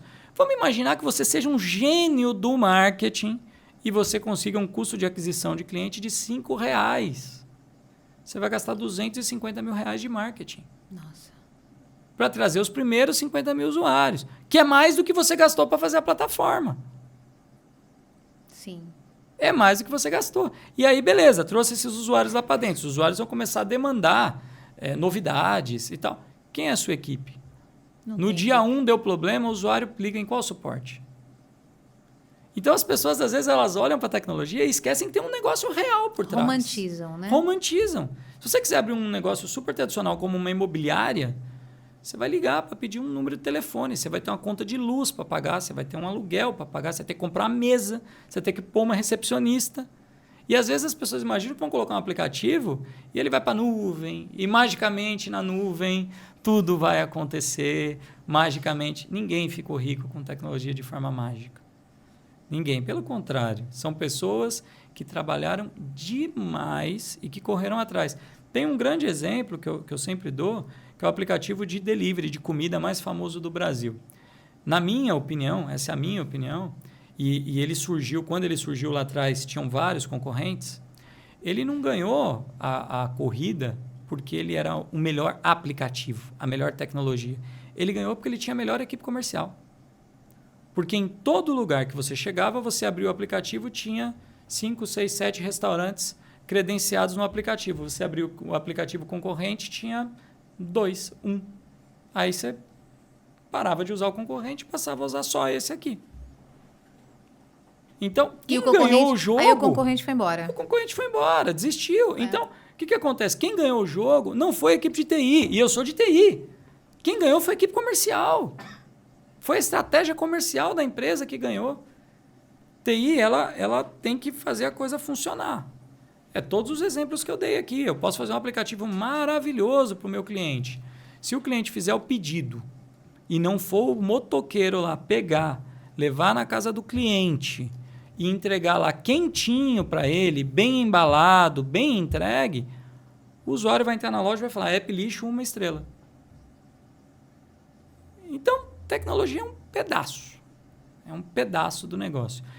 Normalmente, quem quer inovar e quer empreender em tecnologia e olha para a tecnologia como o fim, quebra a cara. Agora, falando um pouquinho de inovação, né? Vou te dar um exemplo. ChatGPT e ferramentas de inteligência artificial, existem algumas para dentro da área de tecnologia. Uma das mais interessantes que a gente tem usado é o Copilot, que ele é como um copiloto mesmo do programador. A gente tem uma pessoa hoje na empresa que ela fica focada em montar treinamentos para o resto da equipe. Então, essa semana teve um treinamento para todo mundo de todas as áreas sobre como utilizar a inteligência artificial no dia a dia, com exemplos práticos, com vídeos. Então, a gente busca fazer o seguinte. A gente tem muita gente jovem na empresa. O jovem, às vezes, ele é emocionado. Ele olha para um negócio e ele... Não, que agora não é mais a linguagem de programação tal, é a tal. Isso acontece muito, tá? Só que linguagem de programação, ela não muda. Não é assim. O banco está rodando coisa na mesma linguagem de programação há 30 anos. Você não troca a linguagem de programação do dia para a noite. Porque está na moda. Você não troca porque está na moda. Não é assim. Você faz um monte de análise. Porque para você trocar a linguagem de programação, você vai ter que capacitar o time, você vai mudar as contratações, você vai mudar um monte de coisa na sua empresa por causa dessa decisão. Então, não é uma decisão que você... eu vou mudar a linguagem de programação. Não é assim. Então, a gente, de certa forma, até por ter muito jovem na empresa, a gente tem que segurar a emoção, segurar a ansiedade. Fala assim, galera, vamos discutir. Tem fóruns para isso e tal, mas a gente precisa olhar para uma inovação, provar que ela traz um resultado e quando ela traz um resultado, vamos implantar. Vamos implantar. Tem um monte de coisa na empresa que foi proposta por colaborador. Vamos fazer isso aqui, vamos fazer dessa forma. A própria forma que hoje a gente faz gestão de projetos veio de um colaborador. Eu sempre faço essas conversas. É uma conversa que às vezes eu faço de maneira aleatória. Eu pego pessoas de diversos níveis, coloco na sala de reunião e falo o que a gente tem que fazer para melhorar. Em qualquer aspecto. E aí veio uma sugestão de mexer na nossa metodologia de gestão de projetos. Putz, a gente adotou e melhorou muito. Melhorou muito a empresa. Você entendeu? Então, a gente tem que escutar, a gente tem que escutar muito, mas tem que fazer curadoria em cima do que a gente escuta, porque no final das contas, a gente tem uma experiência, tem uma vida dentro de tecnologia. Claro. Né? A tecnologia da moda de hoje, eu já vi 10 modas passarem. Então, calma, eu não vou entrar nessa onda aqui e tomar um caldo. A coisa ela tem que estar mais estável, tem que estar mais sustentável. O próprio exemplo do metaverso. Quando começou toda aquela onda de metaverso, o que eu fiz, né? Como uma pessoa que tem uma empresa de tecnologia? Eu importei o óculos. Que custou? Diversos na época, acho que R$3.000, R$3.500. É bem fácil para a população ter, né? É super acessível. Super acessível. Super acessível, né? R$3.000, R$3.500. Comprei, levei para o escritório. Falei, bom, vamos ver o que estão fazendo. Comecei a acompanhar o que estão fazendo, indo atrás. Pô, me cadastrei lá na Meta para ter acesso aos frameworks, a linguagem de programação e tal. Legal, olhei e coloquei em stand-by. Por quê? Porque não adianta eu chegar, propor para um cliente meu, falar, cara, vamos fazer aqui uma loja no metaverso e tal. Vou vender quantas esfirras? É isso. Ah, não vai vender nenhuma, mas é super hype. Não, amigão, eu não vou queimar o meu nome propondo isso. Tem um monte de gente que faz. Eu não vou propor. O que é diferente de se o cliente me procurar, falar assim, Rafael, eu quero. Fazem para mim, eu quero. Qual que é o motivo? Porque nem sempre o motivo ele é o comercial. Às vezes o motivo é inovar mesmo. Às vezes o motivo é... Eu já tive cliente que comprou coisa comigo e virou e falou, Rafael, eu sei que eu não vou vender nada com isso aí. Só que isso aí vai dar um buzz, vai sair na mídia, gera um marketing. Eu falei, não, então beleza, então vamos fazer. Mas o cliente tem que ter a consciência do porquê que ele está comprando aquilo. Não eu chegar para ele, porque senão você não tem longa vida no mercado. Eu estou no mercado há 20 anos. Responsável. Eu não vou viver da próxima venda. Né? Não adianta eu chegar para você e falar, Vivi, faz um app para você que, você vai arrebentar e não sei o quê, papapá. Aí daqui 6 meses você vê que tudo que eu prometi era bobagem. Eu não perco, eu perco você e todo o seu network. É verdade. E o meu setor perde. E tem muita gente que, infelizmente, ficou traumatizada com TI porque caiu em alguma lábia dessa, algum conto do vigário desses. Não, faz isso, que não sei. Olha, a minha empresa ela é conhecida por fazer aplicativo. Né? E eu sempre brinco, já falei no meu podcast também, que a maior parte do meu tempo eu passo explicando para as pessoas por que elas não deveriam fazer um aplicativo. E não por que elas deveriam fazer um aplicativo. Por que elas não deveriam? Porque às vezes elas me procuram e falam, eu quero fazer um aplicativo disso, daquilo. Tem algum paralelo no mercado? Tem alguma outra inovação? Cara, a chance de você ser uma estrela cadente é muito, muito, muito pequena. Então, assim, se você tá com um venture capital, você tem capital para brincar, tudo bem. Agora, eu tenho que ter responsabilidade, não vou falar para uma pessoa que pegou o dinheiro da vida dela, às vezes. Da rescisão. Da rescisão. Me procura muito pessoas nessa situação. Pegou o dinheiro da rescisão, às vezes de 20 anos de carreira. Cara, tô com uma ideia inovadora, não sei o que eu falo. Mas você já pensou nisso? Nisso? Cara, por que você não testa menor? Às vezes eu oriento, falo, cara, faz um site. Faz um site 10 vezes mais barato, tal. Testa um modelo de negócio. Depois, se tiver um negócio aí você faz esse investimento, cara. Porque senão, eu não vou ser o cara que vou fazer promessas. Não vendo terreno no céu, não. Eu devo te dizer que ainda bem que essas pessoas te procuram. Fico feliz por isso. Porque realmente, esse tipo de comportamento no mercado a gente encontra com alguma raridade, né? Que realmente as pessoas estão bem preocupadas em vender e é o que você está falando, não vou me manter pela próxima venda. Isso é muito importante. Exato. Fala muito sobre o caráter, na verdade. É uma discussão que eu tive algumas vezes, Vivi. Eu tenho dificuldade mesmo de ter pessoas de equipe comercial na minha empresa. Eu tenho dificuldade de ter pessoas de equipe comercial, porque eu entendo que o comercial, ele vive da próxima venda. Ele quer a comissão. Sim, ele precisa daquela venda. E a minha briga algumas vezes com o comercial foi falar, cara, você não vai vender isso aí não, cara. Porque o que você está vendendo é um projeto sem pé nem cabeça. Aí daqui 6 meses o cliente está aqui para me matar. E eu tenho 3 filhos para criar. Cara, exatamente. Então, a gente tem que tomar cuidado com o que a gente faz, com a nossa história. Rafael, infelizmente, nosso tempo foi num piscar de olhos. Nossa, que rápido. Foi muito rápido. Infelizmente, porque a nossa conversa está muito boa. Eu falo pouco, hein? Então, é o desafio que a gente fez lá no início. Realmente, você vê que... Você não é o cara dos apps, não. Você é o cara que fala. Eu falo bastante. Acabei indo para a área comercial e isso fez, né? Ajudou bastante. Bastante. E... Nossa, eu adorei a nossa conversa. Que bom. Eu adorei muito mesmo, assim. Acho que a gente que é de outras áreas não conhece ainda, não sabe como usar, como potencializar a nossa carreira. Você ensinou o ChatGPT, o que a gente pode fazer para potencializar. Você ensinou sobre caráter, sobre liderança. Eu acho que essas foram as melhores lições que a gente podia ter recebido aqui hoje nessa bom. conversa.